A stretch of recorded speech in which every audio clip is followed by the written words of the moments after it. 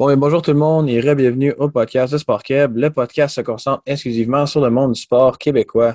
Aujourd'hui, je suis en compagnie du récipiendaire d'entraîneur par excellence dans le juvénile Division 1 cette année, Jordan Gaboury. Salut Jordan, Salut, ça va bien? ça va bien toi? Yes, merci. Ben écoute, tu sais, pour que tu te rendes jusqu'à, comme je l'ai mentionné, à coacher un juvénile Division 1, tu sais, tout le monde commence par un début, surtout par une carrière de joueur. Puis toi, quand est-ce que tu as été introduit au basketball? J'étais très, très jeune. J'avais deux grands frères qui jouaient au basket. J'ai commencé à jouer au basket à peu près à 5 ans. Fait qu'à partir de là, c'est devenu une grosse passion. J'ai joué pendant une quinzaine d'années à Rochebelle. J'ai joué au Cégep de Sainte-Foy. Puis là, c'est là que j'ai trouvé le désir de coacher puis d'enseigner à des jeunes ce que j'ai vécu. Puis de pas faire les mêmes erreurs que moi j'ai vécu. Fait que c'est pour ça que je me suis mis à coacher. Qu'est-ce qui t'a fait aimer le basket, là? Quand est-ce que, tu sais, à un moment donné, t'as fait une coupe de pratique, une coupe de game, t'as fait, ouais, ça, j'aime ça, là. Ben, c'était pas mal dans la rue chez nous. En face de chez nous, on s'est acheté un petit panier, puis on avait plein de monde dans le truc qui joue au basket. Puis c'est vraiment là que j'ai découvert le désir de m'améliorer puis de m'épanouir dans ça. J'étais pas très, très travaillant, mais tout ce qu'on faisait de notre vie à cet âge-là, c'était de jouer au basket. Fait que c'est vraiment à partir de bas âge, en regardant mes frères jouer au basket, en allant voir leurs matchs, que je me suis dit, OK, c'est vraiment le basket qui m'intéresse, puis que je veux continuer, puis je veux probablement avoir de l'avenir là-dedans. Quel type de joueur est-ce que toi, t'as mentionné que tu as joué pour très longtemps, là, fait que c'est quel type de joueur que tu étais, là, si t'avais à me décrire rapidement? Ben, je suis 5 pieds 7, 5 pieds 6, certains diront. Donc, il fallait que je trouve un moyen d'impacter le match, puis ça allait pas être par mes capacités athlétiques ou par ma grandeur. Fait que j'ai réussi à me tailler une place dans le niveau D1 puis dans le niveau D2 au Cégep parce que je comprenais la game, puis j'étais un facilitateur. Fait que je m'assurais que les autres autour de moi, ils étaient à leur plein potentiel. Fait que souvent, si j'avais un shooter dans mon équipe ou si j'avais un scoreur, un slasher, ben je m'assurais de les en anglais, de les feeder pour que eux, ils puissent scorer des points parce que c'était pas nécessairement ma force de scorer des points, mais je m'assurais que les autres soient capables d'en scorer. Fait que je décrirais ça comme j'étais un point de garde, donc j'étais un facilitateur pour les autres, puis je voulais que mes teammates deviennent meilleurs en jouant avec moi. C'était comme l'ombre de leur lumière, quasiment, là, tu sais.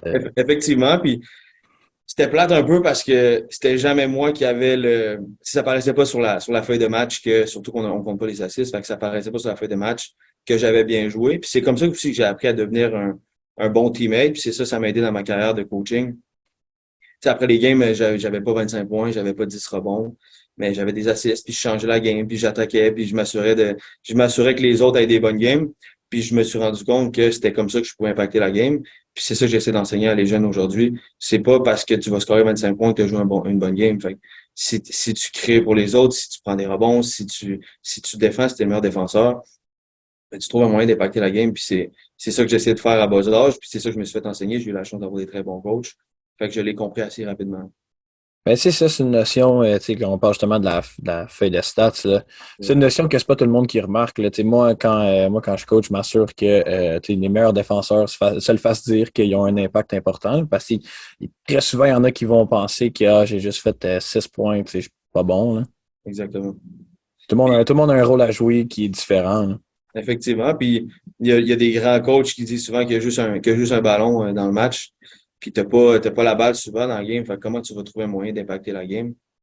Ben, c'est vraiment une philosophie que j'adopte. Il faut que tu trouves un moyen d'être utile, même si t'as pas la balle dans tes mains. Fait que tu sais, d'être capable de bouger sans le ballon, d'être capable de défendre, d'être capable de faire des choses qui sont pas nécessairement le fun à faire au basket, puis que le monde qui ont pas beaucoup de bagages de basket ne remarque pas, mais qu'il y a des coachs qui savent exactement c'est quoi. Ouais, ben c'est souvent ça que moi je dis, surtout à mes meilleurs défenseurs. Là, tu leur donnes un match-up difficile, puis tu dis, je te préviens tout de suite, ça sera pas le fun, tu n'auras pas de plaisir, ça va être difficile, ça va être brûlé, mais si ce jeune-là est capable de passer au travers, il gagne de la valeur énorme à tes yeux, là. Effectivement. Puis, il y en a beaucoup, il y a des joueurs professionnels qui sont payés à jouer en defense puis à mettre des lancers de 3 points. Fait que je pense il y a des jeunes qui peuvent prendre l'exemple là-dessus puis s'assurer de se perfectionner sur deux, trois aspects de la game s'ils veulent jouer au niveau. Pas des très gros millions qu'ils font en plus, ces gars-là, là. Exact. Toi, sur le terrain, là, tu m'as parlé que tu étais un félicitateur, puis c'est pas mal une de tes forces, mais dis-moi, si tu avais un aspect qui n'est pas considéré une faiblesse, mais tu sais que tu as travaillé tout au long de ta carrière qui était ton aspect moins fort. Ben, c'est sûr que défensivement, c'est difficile dans le basket. Fait que, tu sais, moi, je pense que pour répondre à ta question, c'est ma défense. Parce que, comme je te dis, je suis pas le plus athlétique puis je suis pas le plus grand.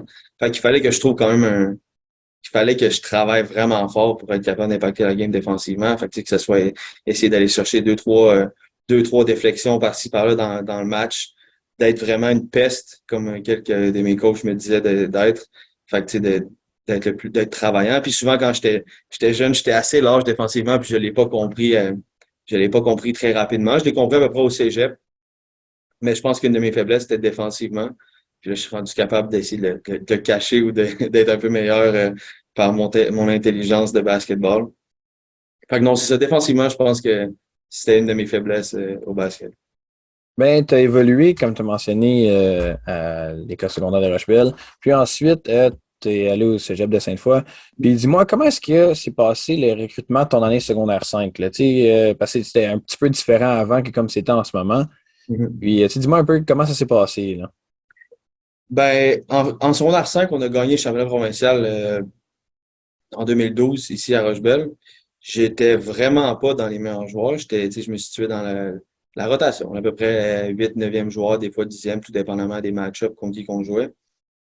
J'avais pas nécessairement, j'ai pas eu d'offer rien parce que j'avais des très, très, très bons joueurs qui jouaient devant moi. Puis tu sais, j'ai dû accepter ça, puis j'ai dû comprendre que, OK, ben moi, comme je t'ai expliqué tantôt, moi, il faut que je trouve un moyen d'être utile à l'équipe. Même si je suis sur le banc, il faut que je sois utile à l'équipe par mon énergie, par être vocal, tu sais, juste tout le temps donner du positif aux gars qui jouent sur le terrain. Puis quand j'embarque sur le terrain, il faut que je donne tout ce que j'ai. Fait que, tu sais, des fois, le coach, il m'embarquait pour 1 minute 30. Fait qu'il fallait que je trouve un moyen pendant cette 1 minute 30 de le rentabiliser puis d'être utile à l'équipe. Fait que, tout ça pour dire que j'ai pas eu d'offre directe d'un cégep quelconque. Par la suite, je me suis inscrit au Cégep Sainte-Foy parce que mon frère jouait au Cégep Sainte-Foy puis je connaissais bien le coach. J'ai eu une chance. Il m'a pris comme 14e joueur. Il m'a dit ça te dérange d'être 14e joueur parce que, comme je te dis, j'ai pas pu vraiment me montrer au secondaire ce que j'étais capable de faire parce que je jouais toujours contre des meilleurs. Mais le fait de toujours jouer contre des meilleurs, après ça, je suis arrivé au Cégep Sainte-Foy. Puis tu sais, dans les premières pratiques, j'étais comme, OK, le niveau est pas si bon que ça. Je pense que je suis capable de me donner une place dans cette équipe-là. Puis il m'avait garanti un 14e spot. Moi, j'avais dit à 100% oui, parfait. Parce que dans ma tête, j'avais la confiance que j'allais pouvoir être capable de monter dans la rotation. Puis comme de fait, ben, j'ai pu me démarquer parce que je comprenais exactement ce que mon coach voulait autre que scorer des points, comme je t'ai expliqué tantôt. Fait que j'ai réussi à, tu sais, aller chercher des rebonds offensifs par-ci par-là, à créer pour les autres. Fait que j'ai réussi à faire tout ce qui n'était pas nécessairement le fun à faire au basketball pour éventuellement au provinciaux, ben, je me suis taillé une place, puis j'étais dans la rotation. Je suis revenu dans la 7 8e place. Fait que je pense que si ça peut impacter du monde à comprendre que même si un jour il y a un coach qui dit que tu peux être 12, 13e joueur dans une équipe, ben, si tu travailles plus fort que les autres, ben, t'es capable de tailler une place dans la rotation ou peut-être éventuellement aussi de finir sur le starting five. Fait qu'à à ma deuxième année, j'étais encore dans la rotation, puis à ma troisième année, ben, c'était moi qui leadais le club. Fait que j'étais rendu point guard partant. Je jouais à peu près 37, 38 minutes par game. Fait que j'avais un rôle très, très, très important, mais il a fallu que je passe par les côtés un petit peu plus plates du développement.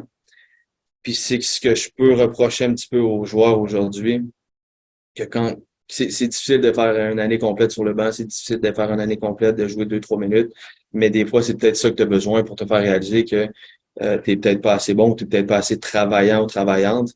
Puis moi, ça m'a été très, très, très enrichissant dans ma carrière de basket, de comprendre que, OK, je travaille pas assez fort, surtout que j'ai pas les qualités athlétiques et la grandeur pour. Donc, mon recrutement au cégep, le fait de ne pas me faire recruter, puis le fait de me faire dire que OK, t'es 14e joueur, ça m'a fait un déclic de comme OK, je travaille pas assez fort, puis il faut que je prouve qu'est-ce que je suis capable de faire.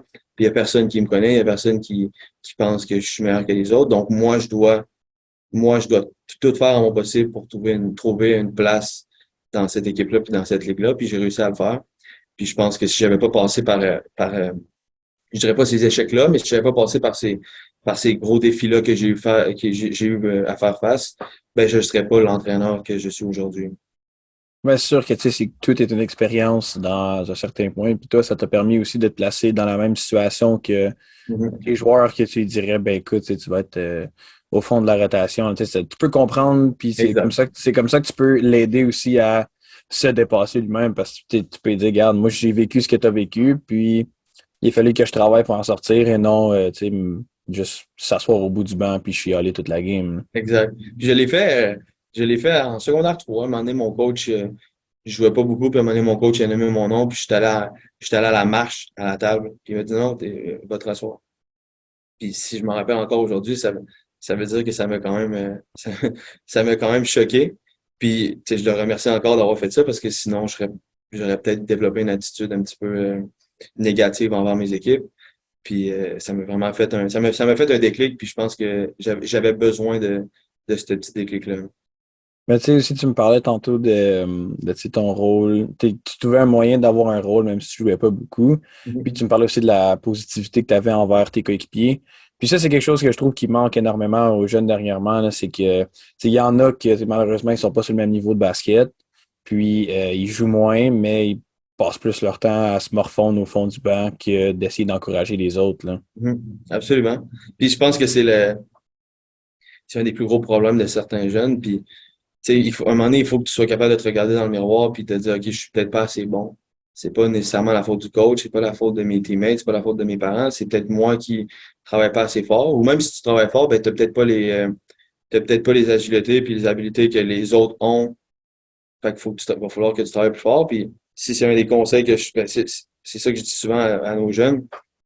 Apprends à te regarder dans le miroir puis à savoir c'est quoi tes faiblesses puis tes forces puis pourquoi tu es dans cette position-là. Puis tu sais, je dis pas que c'est toujours la faute des joueurs, mais des fois, ça va arriver des fois que ça va être un coach qui croit pas en quelqu'un qui devrait croire en lui, mais dans la plupart des situations, je pense que les jeunes doivent apprendre à se regarder puis à connaître leurs faiblesses. Puis plus tôt tu reconnais ça en tant que joueur de basket, ben ça va t'aider dans la vie, puis ça va t'aider au basket aussi pour progresser, parce que si tu connais tes faiblesses, ben tu vas essayer de travailler puis que ça devienne éventuellement des forces. Mais c'est ça, c'est qu'il faut. C'est que oui, tu peux demander à quelqu'un dans quoi tu es moins bon, mais etc. Mais c'est qu'on peut pas on peut pas faire la job pour eux autres. On peut pas il faut qu'ils mettent du travail eux autres mêmes, puis Mhm. il faut qu'ils mettent du sien. Puis Effectivement.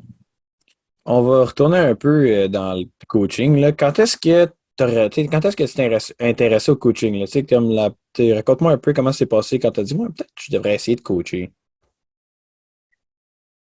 Très bonne question. À partir du cégep, quand je jouais au cégep, il y avait un de dans le fond, j'ai deux grands frères, puis le plus jeune des deux, il coachait ici à Rochebelle, puis il m'a demandé si je voulais l'aider, fait que j'ai commencé à l'aider. Puis j'ai commencé à prendre goût justement à aider des jeunes. J'aurais toujours aimé avoir un petit frère parce que j'aurais aimé ça le développer, puis j'aurais aimé ça travailler avec, j'aurais aimé ça tu sais, lui montrer justement ce que je t'ai dit tantôt qu'il fasse pas les mêmes erreurs que moi j'ai faites, puis que moi je sais comment ça va se passer, donc lui dire, fait là j'ai pas de petit frère, j'ai pas de petite sœur, donc je voulais vraiment impacter la vie des jeunes, des jeunes, des plus jeunes que moi. Fait que je me suis mis à coacher avec mon frère, puis j'ai pris goût, puis éventuellement, le responsable des sports à Rochebelle, il m'a demandé si je voulais prendre une équipe. Donc, j'ai pris une équipe avec un de mes amis. On a commencé à coacher des filles, Benjamin. Après ça, on a monté cadette avec eux. Puis par la suite, Vincent Plante, qui était ici, qui s'occupait du programme, il y avait une offre pour aller coacher à l'Université Laval, assistant. Puis il y avait plus trop de temps, donc il m'a demandé si je voulais prendre le juvénile D1 gars. Donc moi, j'ai accepté, puis il m'a laissé le programme par la suite. Donc en 2019, en 2018 ou 2019, je suis pas très bon avec les dates. Puis à partir de là, ben, j'ai continué à coacher. Fait que ça fait à peu près ça fait 8-9 ans que je coach. Puis c'est vraiment à cause c'est à cause de mon frère et des opportunités que j'ai eues que j'ai pris goût à coacher. Donc, depuis ce temps-là, ça a bien été. Mais ça, tu me dis que tu as commencé avec tu sais, des jeunes Mhm. joueuses. Là. Puis, dis-moi, tu sais, c'est quoi le premier défi que tu as affronté en tant que coach? Là, tu sais, qui est comme le premier challenge? Je dirais que c'est d'apprendre à être méchant. Ben, pas de méchant, mais je vais me reprendre dans mes mots, mais c'est d'apprendre mais des fois, à pas toujours être gentil, puis des fois, à dire la vérité. Puis j'ai commencé à coacher des petites filles, comme je t'ai dit. Fait que c'était plus difficile encore. Puis, tu sais, souvent, si j'allais direct avec certaines, ben, des fois, il y avait des larmes aux yeux. Puis, tu sais, j'étais comme, OK, peut-être que j'ai été trop dur, trop direct. Mais il fallait que je comprenne que des fois, il faut que je le dise direct si je veux, comme je t'ai dit, si elles veulent avancer, il va falloir qu'elles apprennent la vérité. Fait que ça a été un défi pour moi de des fois ne pas toujours être gentil puis de pas toujours être positif quand que la job n'est pas demandée. Fait que, tu sais, si je demandais de travailler fort puis je voyais que leur niveau de leur niveau de commitment ou de leur éthique de travail n'était pas nécessairement adéquat à ce qu'on demandait, ben, il fallait qu'il y ait des conséquences, il fallait que je me fâche, mais c'était pas nécessairement dans ma personne de lever le ton ou de mettre des conséquences ou de dire que c'était pas correct. Fait que j'étais pas nécessairement tout le temps à l'aise à dire des commentaires constructifs. J'essayais toujours d'être dans le positif, puis je me suis rendu compte que c'était un challenge pour moi de comme, OK, non, si la personne arrive en retard ou si la personne ne travaille pas fort, ben, il faut que, sans nécessairement me fâcher, ben, il faut que je leur fasse réaliser que c'est pas comme ça que ça fonctionne si éventuellement elles veulent jouer au niveau. Fait que je pense que c'est ça, c'est d'apprendre que coacher, c'est pas nécessairement toujours être enjoué, être content, être positif, parce que sinon, les gens n'avanceront pas. Là. Ouais, ben c'est ça, c'est que tu me parlais un peu qu'il y en a. Tout avait passé par là aussi, puis tu me parlais de leur faiblesse, du monde, il faut qu'ils travaillent sur leur faiblesse, mais s'ils apprennent pas à se discipliner eux-mêmes dès cet âge-là, ben ils vont prendre des mauvaises habitudes pour les prochains niveaux. Là. Mm-hmm. Puis des fois, c'est pas le fun de voir des jeunes athlètes, ben, tu sais, pas dans leur, tu sais, qui sont tristes parce que des fois, t'es direct avec eux. Puis des fois, ça fait mal, surtout à cet âge-là, de se faire dire la vérité puis de se faire dire que t'es peut-être pas un aussi bon joueur ou une aussi bonne joueuse que tu le penses. Mais nous, les coachs, il faut le dire d'une bonne manière, puis il faut leur faire réaliser que ta shot n'est pas très bonne en ce moment. Fait il faut que tu travailles dessus. Puis ça va peut-être justement, ça va peut-être impacter le body language, ça va peut-être impacter l'athlète pour les 2, 3 prochains jours, des fois des semaines. Mais si c'est pour le faire travailler plus fort ou la faire travailler plus fort, ben, ça, on est là pour une raison, puis il faut leur dire, mais c'est pas nécessairement tout le temps facile pour nous, les entraîneurs. C'est sûr que c'est pas tout le temps le fun à faire parce que ça peut pendant certains jours, ça peut affecter ta relation avec cet athlète-là. Là. Ouais. Mais avec expérience, tu te rends compte que c'est une bonne chose. C'est une bonne chose, puis tu apprends à dealer avec ce genre de situation-là. Puis il fallait que je le fasse, puis il faut encore le faire. Puis si on veut que les jeunes atteignent leur plein potentiel, puis qu'ils apprennent des choses du sport, ben il faut qu'on passe par là. Si tu peux t'en rappeler, là, parce que ça fait quand même une couple d'années que tu coaches, mais si tu avais à me nommer une première victoire qui était significative pour toi, là, tu sais que tu te rappelles que tu fais comme, tu sais, celle-là, elle m'a vraiment fait du bien. Là. Très bonne question. Euh, Première victoire, ben notre première. C'est sûr que notre première victoire dans le juvénile D1 avec. On jouait dans le D1B à l'époque, là. À l'époque, j'ai l'air vraiment vieux, mais on jouait dans le D1B. On n'avait pas connu des bonnes. On n'avait pas connu des bonnes années juste avant que je prenne le poste. Puis ils nous ont descendu dans le D1B. Puis j'avais dit aux responsables des sports qu'on ne pouvait pas descendre dans le D1B parce que Rochebelle a un gros bassin et on a beaucoup de talent. Puis cette année-là, on était bon, je trouvais, puis on s'est pas battu pour rester dans le D1. Finalement, ils nous ont descendu. Puis quand on est allé jouer contre des bonnes équipes, on est allé jouer à un moment donné à Amos. Puis je pense que cette victoire-là m'a fait... parce que quand tu vas jouer à Amos, tout le monde est contre toi, tout le monde t'écrit après. Puis c'est le fun de jouer dans des ambiances de même, j'aime ça. Puis on avait quand même une game difficile. On avait dormi à l'hôtel. On avait joué contre Val d'Or la veille. Puis cette game-là, la game qu'on avait gagnée à Amos, ça avait été une très bonne game. Ça avait été chaud jusqu'à la fin. Puis on avait réussi à sortir avec la victoire. Fait que je pense que cette game-là, je vais m'en rappeler souvent. Je pense que je vais me rappeler de ma carrière. Fait que non, la game à Amos, puis on avait fini 16-0 cette année-là. Euh, c'était, comme je te dis, c'était pas dans le D1 la meilleure ligue, mais quand même. Fait qu'on ma première année dans le juvénile D1B, on avait fini 16-0. Puis cette game, je pense que la game contre Amos, c'est une des games qui m'a fait réaliser une des victoires, une des bonnes victoires que je vais me rappeler longtemps. Ouais, en parlant d'Amos, justement, là, moi, si je je me rappellerai toujours que quand je suis allé, il n'y avait pas tant de spectateurs que ça. On avait été chanceux. Mais il y avait quand même deux gars déguisés en banane, puis un gars avec une guitare. Fait que, tu sais, c'est le genre de choses que tu vois à Amos. Parce que, moi, on m'a toujours dit, les gens là-bas ont rien d'autre à faire que venir voir des games de basket. Ben, c'est ça. Nous autres, il y avait du monde quand même, puis on se faisait crier des insultes. Puis, mais tu sais, ça me challenge. Moi, ça m'a toujours challengé en tant que joueur.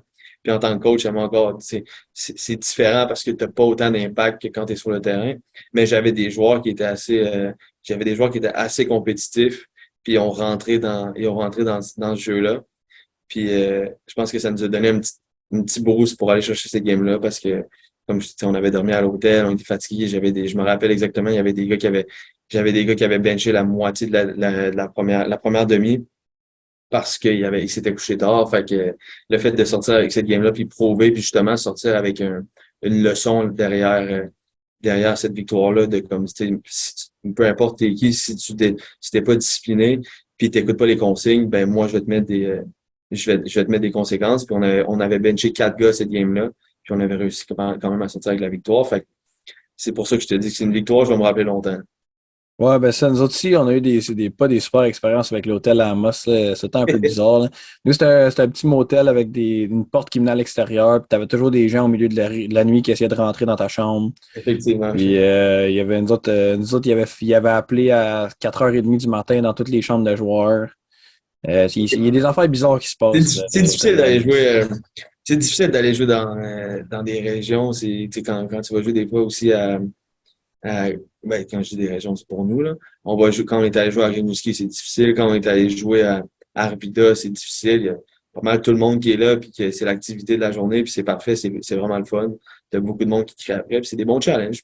Puis c'est des choses que je pense que c'est des choses que les jeunes vont se rappeler toute leur vie. C'est des matchs que les jeunes vont se rappeler toute leur vie, que tout le monde est contre eux, puis que ça se déguise, comme tu dis, ça frappe sur des chaudrons, ça a plein de bruit. Fait que c'est des victoires, c'est des moments qu'on va se rappeler toute notre vie en tant qu'athlète ou qu'entraîneur. Ouais, ben il y avait aussi le séminaire de Trois-Rivières, que ça, c'était quelque chose. Tout le monde habite là-bas, puis Mhm. les estrades étaient remplies. Moi, j'ai été chanceux quand j'étais allé jouer là-bas, il n'y avait jamais personne. Il y avait 3 spectateurs, puis c'était genre mes parents. Fait que non, mais nous autres, on a été chanceux avec ça, mais j'en ai entendu des histoires là, Ouais. d'un de mes assistants coach qui lui avait joué D1, puis lui, il y avait des histoires de gens qui faisaient des pancartes avec des photos de ta mère, puis Mhm. des affaires de même, là, Ouais. c'est quelque chose, hein. Ouais, c'était quelque chose, honnêtement. Si on retourne un peu dans le coaching, dans ton coaching à toi, si tu avais à mentionner une chose que tu demandes tout le temps, que ce soit l'effort, que ce soit de bouger le ballon, que ce soit etc., là, qu'est-ce que ça serait? Stratégiquement basket ou à l'extérieur ou peu importe. C'est idéal, sur le terrain, là, tu sais. Sur le terrain, ben c'est sûr que le fait de compétitionner, je pense, c'est le mot le plus important qu'on veut. Tu sais, si je t'embarque sur le terrain, il faut que tu compétitionnes. Il faut que tu ailles te tirer sur une balle, il faut que tu ailles prendre des rebonds, il faut que tu te défendes, il faut que tu fasses des choses difficiles à faire. Fait que je pense que compétitionner, c'est la base de ce qu'on demande. Offensivement, on demande de bouger la balle. Parce que, tu sais, mettons, comme une équipe comme cette année, on a eu beaucoup de talent, mais il y a juste une balle. Donc, si on se met à dribbler à chaque fois qu'on touche au ballon, puis si on s'assure pas de rendre les autres autour de nous meilleurs, ben, ça va être difficile. Fait que je pourrais dire compétitionner, slash défendre, puis bouger la balle offensivement. Fait que c'était des principes que je vais toujours enseigner, puis que mes équipes, je vais toujours vouloir qu'ils fassent. Peu importe où je vais coacher, peu importe le niveau, il faut que tu bouges la balle, puis il faut que tu compétitionnes. Donc, compétitionner, je rentre défensive, je rentre défendre là-dedans. Sinon, tu ne pourras pas rentrer sur le terrain. Fait que même au niveau, je pense que si tu ne défends pas, puis si tu ne compétitionnes pas, il n'y a pas grand monde qui va vouloir t'embarquer sur le terrain. Fait que c'est deux points très importants pour moi quand je coach. Ouais, c'est deux choses importantes que tu leur apprends, là. Surtout le pas de compétitionner, parce qu'il y a beaucoup de gens qui parlent de la victoire, mais si tu compétitionnes pas, moi, je préférerais en perdre une qu'on a travaillé pour, qu'en perdre une qu'on se dit, mais j'aurais pu, ou tu sais, les si j'aurais, les affaires de même, là. Effectivement. Puis, tu sais, il y a des matchs qu'on a gagnés cette année on n'a pas compétitionné, puis on n'a pas bougé la balle. Puis, je voyais pas ça comme des victoires nécessairement, parce que on n'a pas fait ce qui est demandé, puis on a gagné parce qu'on est plus talentueux, puis on est meilleur que l'autre équipe. Mais si on avait joué contre une équipe autant talentueuse que nous, on aurait perdu cette game-là. Fait que, tu sais, gagne ou perd, c'est pas nécessairement une victoire. faut regarder comment tu joues. Tu sais, tu peux avoir une très, très, très bonne game. Tu peux faire tout ce que tu peux pour gagner la game, puis tu perds parce que l'autre équipe aime mieux jouer que toi. Fait que comme tu viens de le dire, c'est pas nécessairement gagne ou perd. C'est plus, on a-tu compétitionné puis on a-tu bougé la balle aujourd'hui? Si oui, bon, on a mis toutes les chances de notre côté. Puis après ça, ben, on devrait sortir avec une victoire si on a fait ces 2 points-là. Ben, on va faire le saut justement à ton équipe talentueuse que tu m'as mentionné. Mhm. Tu sais, cette année, vous avez une saison incroyable de 16-0. Ouais. Puis, tu as eu la chance d'avoir ton équipe des joueurs qui étaient exceptionnels. Là. Tu as eu Promis qui était le cadet, le MVP du cadet l'année passée. Puis tu as eu aussi, je pense que c'est, moi, je sais pas si c'est Christophe ou Christopher. Euh, Christophe. Christophe, ouais, qui a gagné MVP Division 1 cette année en juvénile. Mhm. Puis, tu sais, dis-moi, là, comment ça est-ce que, tu sais, d'après toi, c'est le temps d'être égoïste un peu, là, comment ça est-ce que vous avez tout gagné cette année, là? Ben, comme tu dis, on avait du talent. On a, on avait Promis, on avait Christophe. Puis, tu sais, je pourrais mentionner tout le monde dans l'équipe. On avait des bons défenseurs, on avait des gars qui étaient commit. Puis, c'était pas notre gros défi cette année, c'était d'être une équipe. Parce que c'est bien beau avoir du talent, mais si on n'est pas une équipe, puis si on n'est pas prêt à rentrer dans notre rôle, ben, c'est difficile. Tu sais, j'avais des joueurs cette année qui ont joué pour moi, qui ont averagé entre 5 et 10 points, que dans d'autres équipes, il y en aurait averagé 15 à 20. Puis pour ces joueurs-là, euh, tu sais, je leur ai dit, puis si je leur lève mon chapeau, il faut que tu apprennes à jouer avec des bons joueurs, puis il faut que tu OK, en ce moment, ben, lui, aujourd'hui, il l'a, là. Fait qu'il a frappé 5-3 points. Ben, moi, si je suis tout seul, puis que lui, il est tout seul, ben, il faut que je lui passe la balle. Faut qu'on fasse l'extra passe, puis il faut qu'on apprenne à jouer en équipe. Fait que tu sais, c'était vraiment une année difficile. De l'extérieur, c'est facile de dire, OK, ils ont tout gagné, c'était facile, ça a été trop facile pour eux, c'est 19-0, mais au contraire, c'était probablement une des années les plus difficiles que j'ai eues dans ma carrière de coaching parce que trop de talent, c'est pas nécessairement facile à contrôler. Puis les gars, ils ont fallu, tu sais, on a passé par des moments très difficiles pendant la saison. Même si on sortait avec des victoires, ben après ça, dans le vestiaire, c'était un peu moins le fun. Il y avait du monde qui était pas content avec leur rôle. Ils étaient pas contents comment je les utilisais. Puis avec raison, je peux comprendre.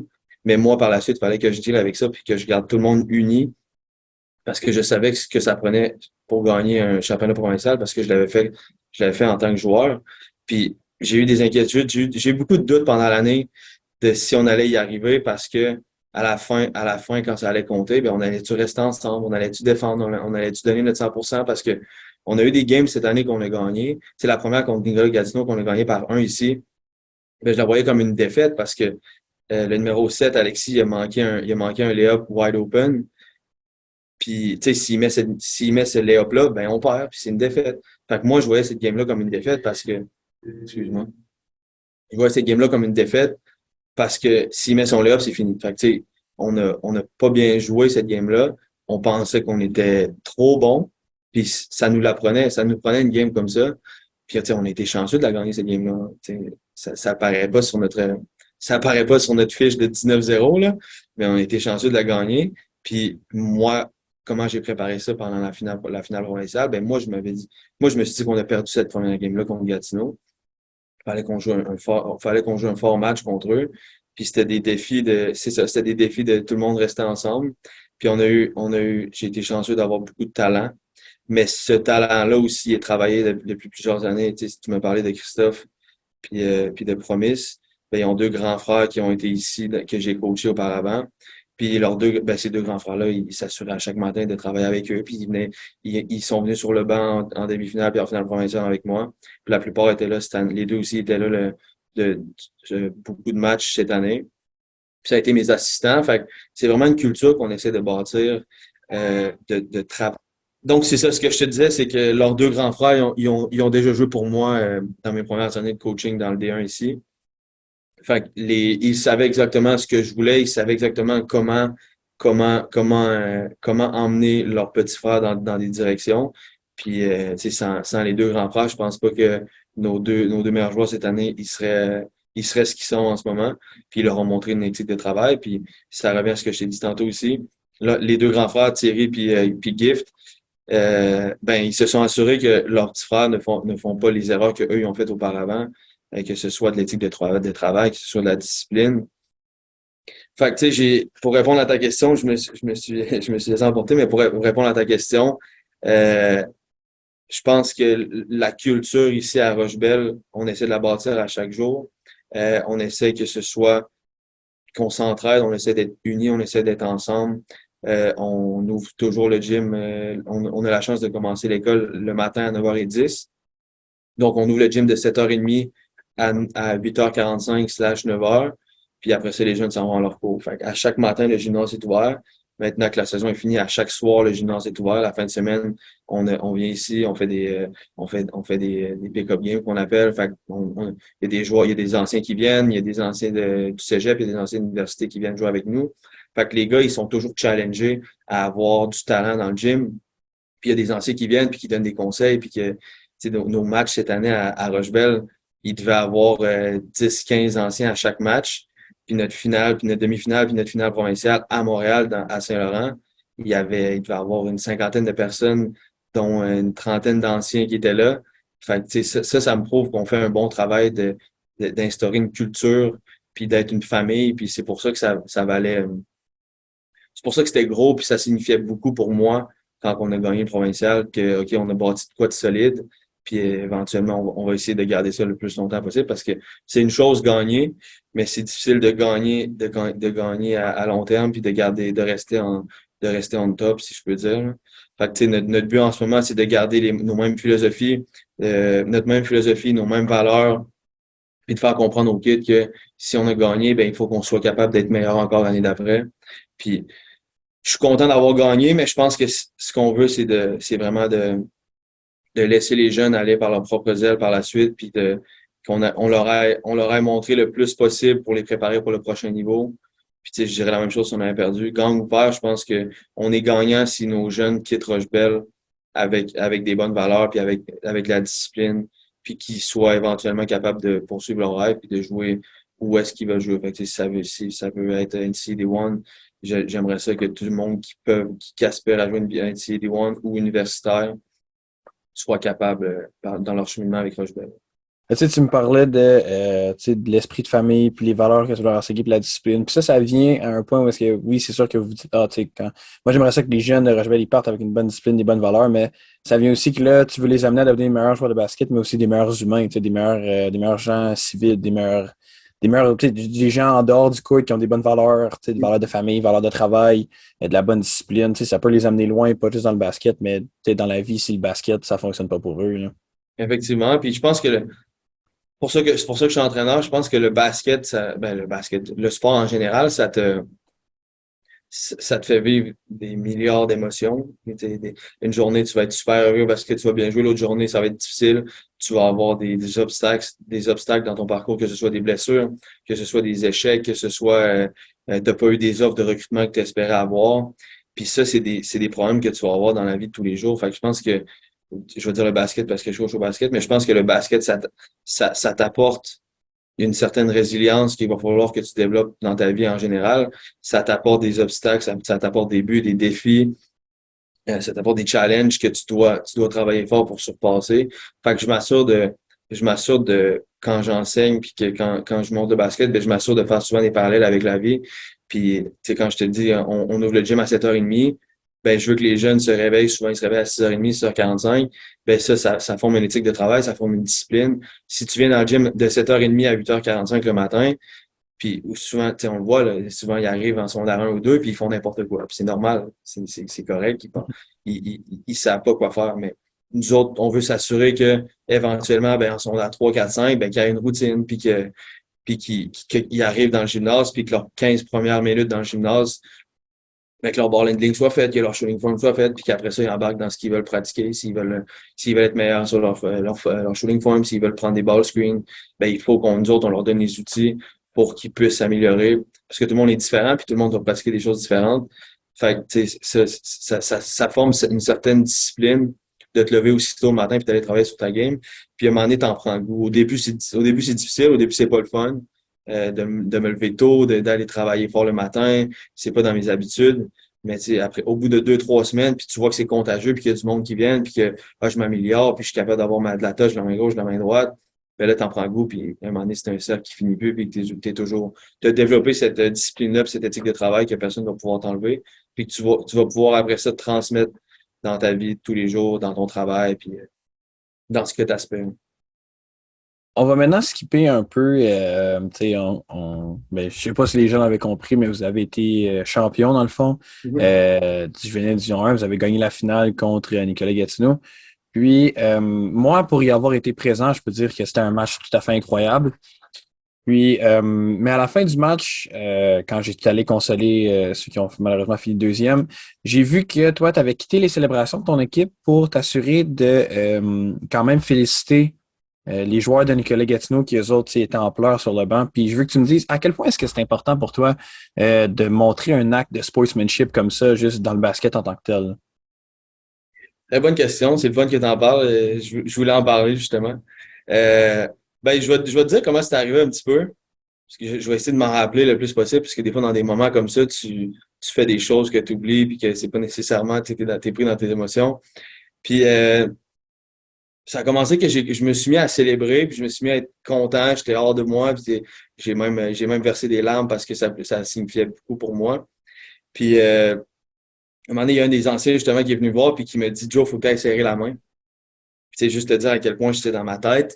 J'avais même pu réaliser que c'est vrai, il fallait que je serre la main, puis on avait des, je pense que mes joueurs étaient allés, mais moi, je n'étais pas allé. Fait que là, ça m'a ramené complètement sur terre. Puis je suis allé voir Christian, je suis allé voir les assistants. Puis j'ai vu tous les joueurs de Gatineau qui étaient en pleurs. Puis moi, c'était très important pour moi parce que on l'a vécu l'année passée. Je sais exactement c'est quoi ce feeling-là. L'année passée, on a perdu en juvénile en demi-finale contre du Rocher, puis on a perdu en cadet en finale contre du Rocher.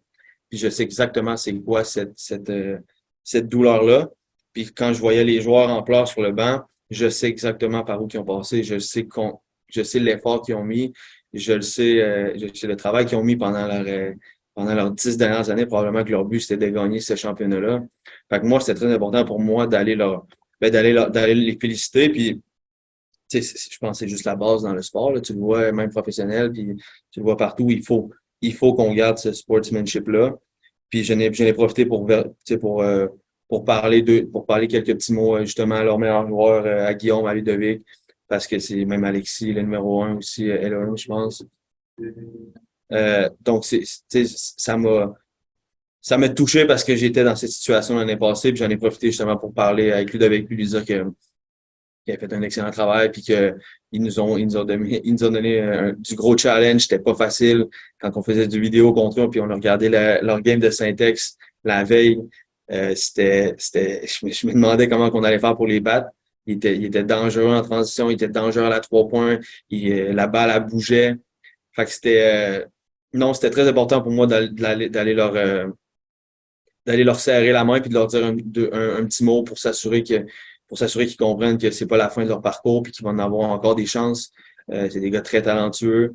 Ils vont jouer haut niveau. Fait que cette chance-là va revenir. Faut juste que, faut juste que tu continues à travailler fort. Puis si l'année passée, on n'avait pas fait ça, nous autres, ben, si on n'avait pas perdu l'année passée, on n'aurait probablement pas gagné cette année parce qu'on a vu les erreurs qu'on a fait puis on s'est assuré de ne pas refaire les mêmes erreurs. Puis on sait exactement c'est quoi la douleur, puis on avait été dans cette situation l'année passée. Fait on savait qu'il ne fallait pas faire et pas refaire. Puis même si on faisait tout ça, ça pouvait arriver que Gatineau jouait un meilleur match que nous puis qu'il nous battait. Il y a une autre chose qu'il fallait que j'aille voir.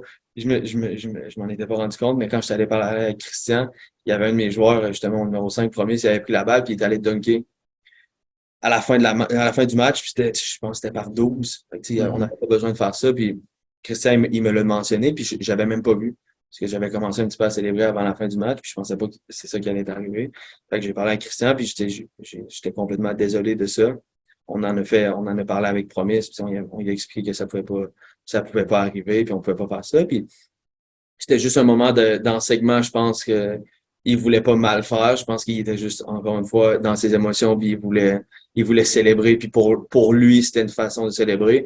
Mais je lui ai expliqué que ça marchait pas comme ça. Puis justement, tu viens parler de sportsmanship, puis ça en fait partie. Puis il a fait une erreur il y a 15 ans. Tu sais, on va de l'avant. Puis je l'ai dit à Christian, moi, je vais faire ma job de lui expliquer que ça se fait pas. Puis la plupart vont comprendre aussi éventuellement qu'on peut pas faire ces affaires-là. Puis on l'a vu aussi au NCAA March Madness arriver. Il y a un gars qui a essayé un 360 windmill à la fin de la game. Puis son coach s'est excusé à l'autre coach. Puis c'est des choses qu'on doit apprendre éventuellement. Puis il faut comprendre aussi que c'est des jeunes puis que c'est à nous de faire notre travail puis leur expliquer pourquoi ça se fait pas. Ben, c'est ça, c'est que, tu sais, comme tu dis, c'est un moment d'émotion, puis c'est un moment de célébration pour lui aussi, tu sais. C'est quand même, tu sais, par 12, il restait quoi, peut-être 5 secondes, Ouais. même moins que ça quand c'est arrivé, fait que, tu sais, lui, il savait qu'il allait gagner le match, fait que c'est juste, il voulait célébrer, puis ça a donné que, tu sais, c'était pas la célébration la plus éthique, mais, comme tu dis, il y a 15 ans, est-ce qu'on peut vraiment le blâmer, là, tu sais? Il faut qu'on fasse notre job, nous autres, après ça, d'enseigner, parce que si moi, j'accepte ça, c'est ça qui... Là, ça serait pas correct. Mhm.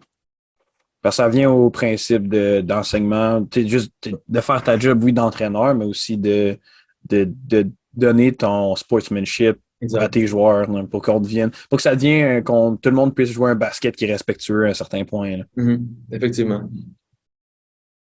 Ensuite, on va te parler justement un peu de Christophe, justement, qui a eu une saison historique là, avec, je pense que c'était 61 points qu'il avait scoré, quelque chose comme ça. Parce que ça, un point au Ouais, CJB, ouais. ouais, puis c'est ça. Puis moi, j'ai regardé la game sur VidSwap parce que je comprenais pas comment est-ce que quelqu'un pouvait scorer 61 points dans une game qui est seulement 40 minutes. Puis j'ai remarqué que lui, vraiment, il faisait rien de flashy. C'était tout de la base. C'était tout, il se libérait, prenait un lancer, il l'avait. Il prenait un off-ball screen, puis il prenait comme il faut, il avait son shot, il l'avait. Puis c'est ça, c'est qu'est-ce qui fait que lui il est spécial à ce point-là? Parce que tu vois, il est pas super flashy. Puis moi, je l'ai vu dans la game de la finale aussi, c'est qu'on dirait qu'il est juste bon. Il est juste meilleur que tout le monde, genre. Mhm. Ben, il va à son pace. Il comprend ses forces, il comprend ses faiblesses. Il sait que, il sait que c'est pas le plus athlète. Tu sais, il dunk à peine. Souvent, je fais des jokes avec lui. Il gratte ses dunks. Il dunk à peine. C'est pas le plus athlétique, c'est pas le joueur le plus rapide. Mais, il connaît ses spots, il sait où aller sur le terrain. Quand sa shot elle tombe, puis quand il commence à se mettre chaud, ben là, c'est difficile de l'arrêter. Puis ben c'est ça, il sait où aller, il sait ses spots, il est très, très, très relax. Son changement de vitesse est incroyable. Fait il va vite des fois, il ralentit. Quand il fait ses pas de layup, il fait ses Euro steps. Son premier est rapide, son deuxième, il est lent. Euh, En transition, il repère très bien qui doit attaquer. OK, là, il y a un grand dans la clé, fait que j'irai pas, je vais rester plus à la 3 points, je vais m'assurer de créer. Donc, donc c'est comme je te dis, il comprend ses forces, il comprend ses faiblesses. Son basketball IQ, c'est probablement un des joueurs que j'ai coaché dans ma vie qui a le meilleur basketball IQ. C'est acquis, mais ils sont quand même, je dis ça gifted, là, mais ils sont quand même chanceux dans leur famille d'avoir un talent naturel pour ce qui est de ces choses-là. Ils comprennent des choses très rapidement. Puis, tu sais, dans le match de 61 points, il y a juste, tu sais, il a commencé souvent, CSJV, les collèges Saint-Jean-Vianney contre qui on jouait. Ils lui ont laissé beaucoup de open look en sortant des ball screens. Puis il y en a mis un, il y en a mis deux, il y en a mis trois, puis à un moment donné, il arrêtait plus, là. Fait qu'il il a pogné un groove, là, il était capable il a mis deux, trois shots, fait que là, il a tombé chaud. Il a continué à attaquer l'anneau, il a continué à prendre des ball screens. Puis cette game-là, on avait beaucoup de blessés. On avait justement notre numéro 5 Promise qui était pas là parce qu'il y avait une petite commotion. On a trois, quatre joueurs qui se sont blessés pendant la game. On avait notre numéro 6 Jérémy, qui a eu des foul trouble. Fait que là, Christophe s'est rendu compte que, OK, comme il va falloir que je prenne ça sur mes épaules, puis il va falloir que je prenne des lancers, puis que je m'assure qu'on perde pas cette game-là. Puis tout au long de la game, il était là, il défendait, il prenait des rebonds. Puis les autres ont fait un excellent job de le trouver sur le terrain, puisque là, on savait que c'était lui c'était son match. Fait que les autres, ils voulaient pas nécessairement forcer. Puis à chaque fois que Christophe était tout seul, on lui donnait. Puis c'est pour ça que ça revient à un principe qu'on disait tantôt, bouger la balle. On avait des gars qui prenaient des boards offensifs puis qui le trouvaient. Fait que je pense que c'était un accomplissement d'équipe, comme j'en ai déjà parlé. Fait que oui, il a scoré 61 points, mais tous les autres aspects de la game, ses coéquipiers l'ont fait, ses coéquipiers l'ont trouvé, ses coéquipiers ont assuré d'avoir des deuxièmes chances, des troisièmes chances de défendre. Ça a été tout un match. Puis même, c'est ça, à la fin, là, un moment donné, on est allé en overtime, puis il restait à peu près 30 secondes. Puis je suis allé voir la feuille de match, puis là, je me dis, OK, je pense qu'il est rendu à beaucoup de points, là. Parce que c'est la première fois que ça arrivait que j'assistais et que je coachais un événement comme ça. Puis là, je suis allé voir sur la feuille de match. On était à peu près 5. Je suis allé voir sur la feuille de match. Puis il était rendu à 59 points. Fait que là, j'ai dit, Chris, viens ici. Là, t'es rendu à 59. Fait que là, il faut que tu mettes ton lancer franc. J'ai mis un peu de pression. Puis je sais qu'il répond bien à ce challenge-là. J'ai dit, là, il faut que tu mettes ton lancer franc. Il faut que tu aies 60. Puis là, il m'a regardé avec un sourire. Puis il a fait quoi? Tu sais, même lui, il était pas conscient de ce qui venait de se passer. Puis c'est normal, quand tu es dans ta zone, tu penses pas à tes points, tu penses pas à tes. Lui, il voulait juste gagner la game. Tu sais, c'est un gagnant, puis il veut gagner la game, puis je pense pas qu'il se disait je veux me rendre à 60 points. Puis quand je lui ai dit qu'il était à 59, j'ai vu le sourire, j'ai vu son sourire dans sa face. Puis j'allais voir ses teammates sur le banc, là, j'ai dit là, les gars, on est intérêt à cheer parce que il va avoir 60, là, tous les gars ont capoté. Puis il y a personne qui était conscient de ce qui. Il y a personne, tout le monde était conscient qu'il y avait beaucoup de points, mais là, à dire 60, 61, on n'était pas conscient de ça. Puis ça a été tout un exploit, puis quelque chose à vivre, quelque chose qu'on va se rappeler, je pense, toute notre vie. Là. Ouais, ben, c'est quelque chose qui est exceptionnel. Là. Tu Mhm. vois ça Moi, j'ai eu la chance d'en voir des 30 points, des 33, mais 61, c'est énorme. Là. Ouais, effectivement. Et habituellement, c'est ça que le nombre de points qu'une équipe va scorer dans un match. Là. Ouais, mais ça finit quand même 104 à 97, je pense que cette game-là. Fait qu'il il s'en est scoré beaucoup de points. Ça n'a pas été une game très, très défensive. Mais non, c'était quelque chose à vivre, honnêtement. Je vais te poser ma dernière question en étant là. Puis, si tu avais à me dire, c'était quoi tes objectifs à long terme en fait de coaching? Tu sais, si toi, là, t'as un rêve de coach, là, qu'est-ce que ça serait? Ben, moi, c'est sûr, je veux gagner ma vie qu'entraîneur. Euh, j'aimerais ça quand même coacher, j'aimerais ça quand même coacher haut niveau. De là à dire de la NBA ou NCAA, je sais pas. Mais tu sais, probablement, si je suis capable de me rendre universitaire, puis, puis gagner ma vie à faire ça, je pense que c'est quand même, je pense que c'est réaliste. J'ai beaucoup de travail à faire encore. Mais, mais en ce moment, je suis dans une position je suis dans une position très, très confortable. C'est bien des fois, c'est mauvais des fois, parce que j'aime ça sortir de ma zone de confort. Mais à Rochebelle, je suis bien. J'adore ça, travailler avec des jeunes de cet âge-là, de leur mettre un sourire aux lèvres, de leur ouvrir le gymnase, de m'assurer d'être comme le grand frère pour eux, que ce soit basket ou hors du basket. Il y en a qui ont des problèmes à l'extérieur, puis j'aime ça m'asseoir avec eux, puis m'assurer, comme je te dis, que leurs problèmes sont réglés, puis qu'ils sortent de Rochebelle le mieux possible, puis des êtres humains. Fait que, je suis mitigé un petit peu entre rester à ce niveau-là, puis, puis aller coacher universitaire, puis aller coacher plus haut niveau. C'est sûr que dans la province qu'on est, puis au Québec, puis au Canada, c'est difficile de rester secondaire ou high school puis faire une carrière là-dedans parce que les salaires sont pas nécessairement élevés comme aux États-Unis ou comme en Ontario. Fait que, il va falloir qu'éventuellement que je prenne des choix un petit peu déchirants. Mais je vais essayer de faire mon possible pour être capable de rester ici le plus longtemps possible. Sinon, je vais éventuellement monter, je vais essayer de monter si j'ai l'opportunité d'aller coacher peut-être éventuellement collégial D1 ou universitaire. Ça serait probablement un de mes buts. Puis je veux aussi m'assurer que Québec, ça devienne une place de basket et non toujours sous-estimé. Tu sais, quand je parle de Québec, c'est la province, mais la ville aussi. Là, tu sais. Quand je coach, souvent mon but, c'est de mettre Québec, de mettre Québec, excuse-moi de mon anglicisme, mais de mettre Québec sur la map, là, puis de s'assurer qu'on ait le respect qu'on doit avoir, parce que souvent, je trouve on est sous-estimé en termes de basketball, parce que la plupart de nos jeunes quittent la ville, puis s'en vont à Montréal, puis s'en vont en Ontario, puis c'est un des problèmes aussi de notre province, je trouve. Fait que je veux faire en sorte que Québec se soit respecté puis qu'on on développe le mieux possible nos joueurs puis qu'éventuellement nos joueurs soient capables de réaliser leur rêve puis de jouer une NCAA One puis peut-être NBA si un jour ça arrive. Ben, écoute, merci énormément, Jordan, pour ton temps. Nous, on se mercredi après-midi, là.